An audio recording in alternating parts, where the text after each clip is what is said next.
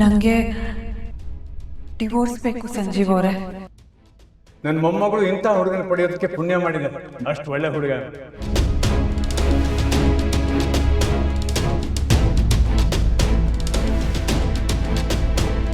ಎಲ್ಲೋ ಇತ್ತು, ಇಲ್ಲಿ ಇನ್ನೊಂದು ಬ್ಯಾಗ್ ಇಟ್ಟಿದ್ನಲ್ಲ.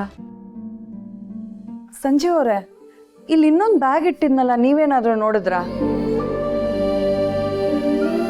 ಅದು ಹೊರಡೋಕೆ ಅಂತ ಎಲ್ಲ ಪ್ಯಾಕ್ ಮಾಡಿಟ್ಟಿದ್ವಲ್ಲ, ಈಗ ಉಳ್ಕೊಳ್ಳೋಕೆ ಮತ್ತೆ ಎಲ್ಲ ತೆಗಿಯೋ ಹಾಗಾಯ್ತು. ಸಂಜೀವ್ ಅವರೇ, ಸಂಜೀವ್ ಅವರೇ,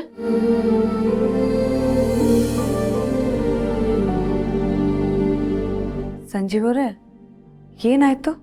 ಯಾಕೆ ಒಂಥರ ಇದ್ದೀರಾ? ಏನೋ ಮುಚ್ಚಿಡ್ತಿದ್ದೀರಾ ಅಂತ ಮಾತ್ರ ಅರ್ಥ ಆಗ್ತಾ ಇದೆ.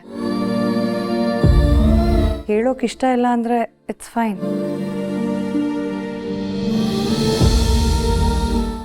ಭಯ ಆಗ್ತಿದೆ.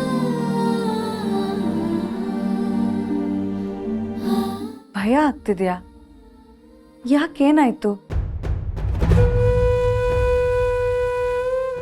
ತಾತ, ನಿಮ್ಮ ಮನೆಯವರು ನನ್ನ ಮೇಲೆ ಎಷ್ಟು ಪ್ರೀತಿ ತೋರಿಸ್ತಾ ಇದ್ದಾರೆ. ಬರೋರ ಹತ್ರ ನನ್ನನ್ನು ಎಷ್ಟು ಪ್ರೀತಿಯಿಂದ ಪರಿಚಯ ಮಾಡಿಕೊಡ್ತಾ ಇದ್ದಾರೆ. ನನ್ನ ಮೇಲೆ ಎಷ್ಟು ಗೌರವ ಇಟ್ಕೊಂಡಿದ್ದಾರೆ.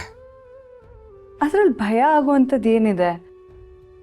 ಇವ್ರಿಗೆಲ್ಲ ನಾವು ಬೇರೆ ಆಗ್ತೀವಿ ಅಂತ ಗೊತ್ತಾದರೆ ಹೇಗೆ ತಡ್ಕೊತಾರೆ?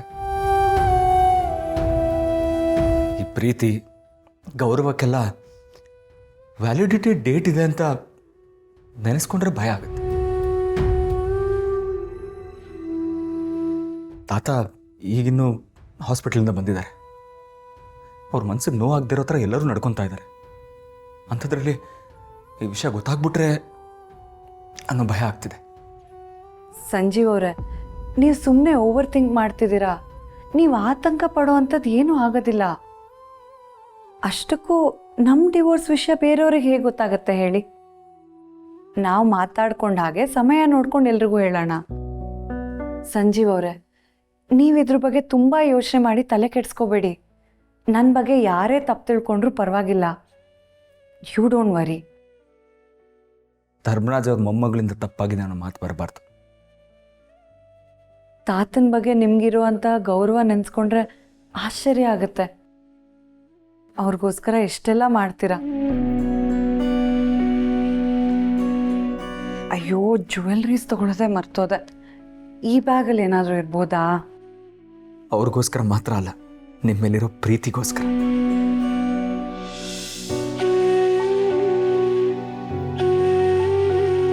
ಸಂಜೀವ್ ಅವರೇ, ನೀವು ಈ ಎಕ್ಸಾಮ್ ಪೇಪರ್ಸ್ ಕರೆಕ್ಷನ್ಗೆ ಅಂತ ತೊಗೊಂಬಂದಿದ್ರಿ ಅಲ್ವಾ? ಕರೆಕ್ಷನ್ ಮಾಡೋಕ್ಕೆ ಟೈಮೇ ಸಿಗಲಿಲ್ಲ, ಸಾರಿ. ಹಾಗೇನಿಲ್ಲ. ಸಂಜೀವ್ ಅವರೇ, ಈ ಪೇಪರ್ಸ್ನೆಲ್ಲ ನೀವೇ ಜೋಡಿಸ್ಕೊಳ್ತೀರಾ? ನಾನು ಕೆಳಗೆ ಹೋಗಿರ್ತೀನಿ, ಆಮೇಲೆ ಏನಾದರೂ ಮಿಸ್ ಆಗೋದ್ರೆ ಕಷ್ಟ. ಪರವಾಗಿಲ್ಲ, ನಾನು ಜೋಡಿಸ್ಕೊತೀನಿ. ಸರಿ, ಬೇಗ ಬನ್ನಿ ಆಯಿತಾ?